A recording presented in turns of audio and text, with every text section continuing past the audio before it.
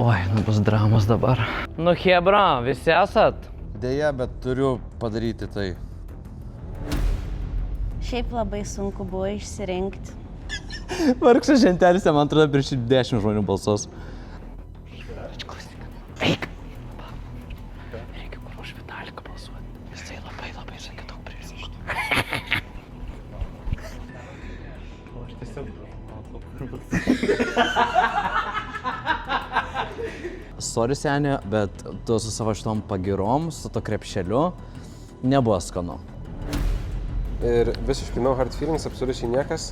Tiesiog mažiausiai kažkaip gaila iš jo paimti, nes jis turi daugiausiai. Ui, biškai sumaišiau raidės, bet suprasit, tikiuosi. Aš tikiu, kad labai daug taškų turi. Ką čia užnekiau prieš mane konspiracijos vėli kažkokia? Tikrai nieko prieš tave neturiu.